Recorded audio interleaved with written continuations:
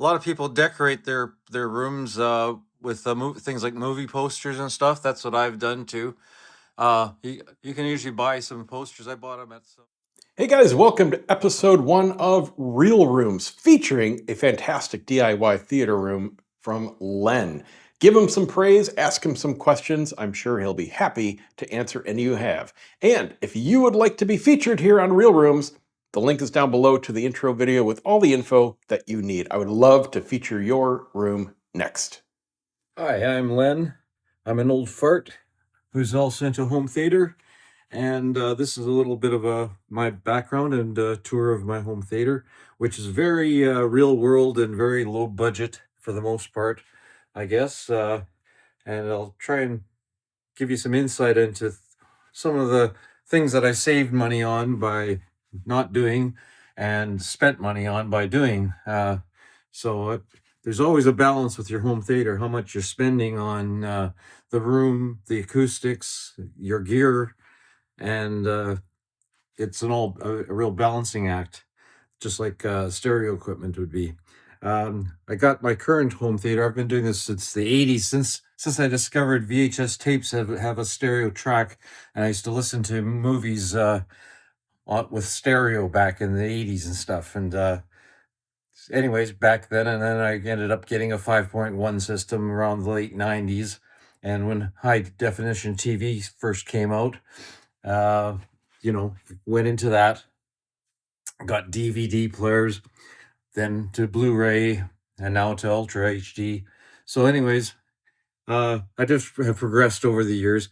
What really made me progress was that about 15 years ago, we bought a house, and I was pleased because it had a home theater room, which they had designated as that. And the previous owners did not use it at all. It was a fairly new house, and it just was a room at the back in the lower level that had no windows. And so it was designated as a home theater room, and they used it as a storage room.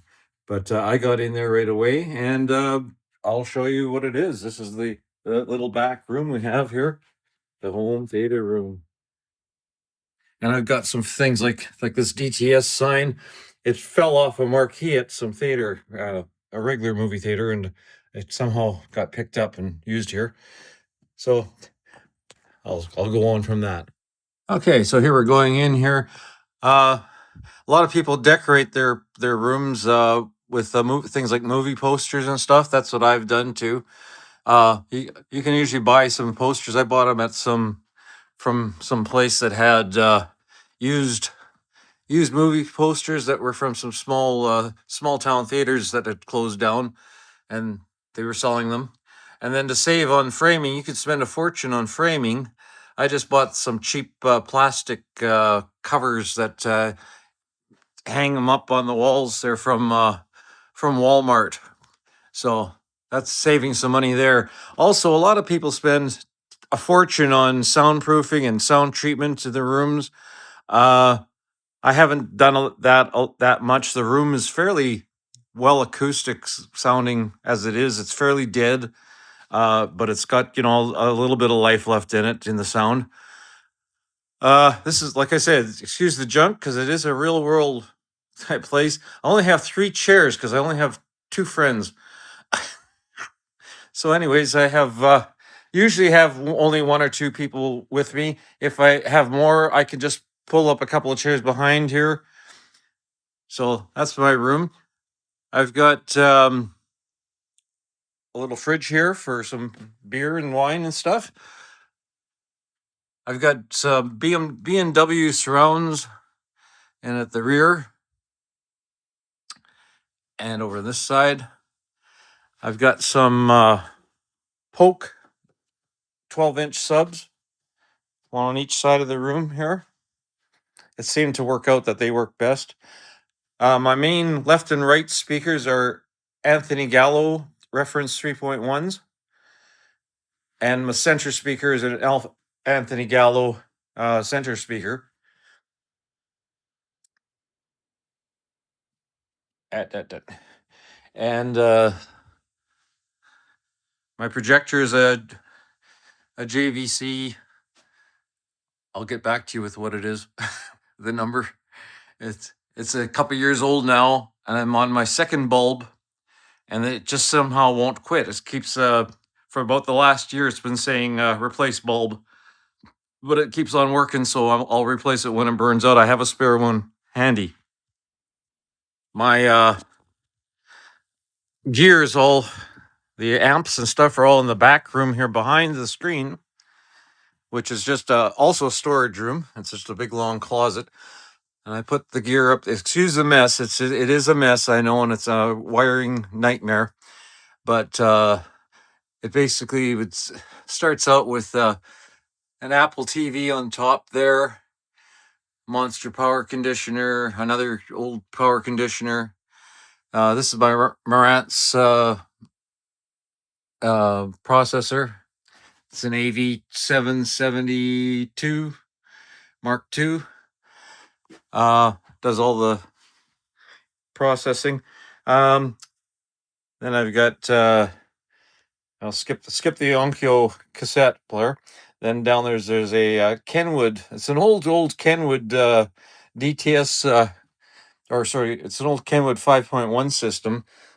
That's what I use to power my Atmos speakers that I put in, because I just use 4 channels with the channel out, so that it's way cheaper if you just got to power some extra speakers, just to buy an old amp. Down below, my main left and right are powered by this Rotel power amp, 200 watts per channel. And then below that is another Rotel 6-channel. Yeah, it's a 6-channel power amp, which I am running 5 channels right now. I'm running 1 channel for my center speaker, ganged. That's of the 2 middle channels, and then the other 4 channels go to the surrounds, the rear surrounds and the side surrounds. So over to the side here, I've got my Oppo 203 disc player. And the reason I have it way over there is because when they were installing the system, the HDMI cable from the projector would not, anyone that was long enough to reach the length of span was like 30 feet. It wouldn't, I had problems getting a signal that was clear. And they finally ended up with this other cable. They said, well, this one will work, but it's unfortunately a little short. So to make up for the extra 5 feet or so, I had to move the Oppo player, and then it goes through there and then out of there into the processor. And that worked. So there's always all these little problems you have. If I was going to do something different back here, I wouldn't have...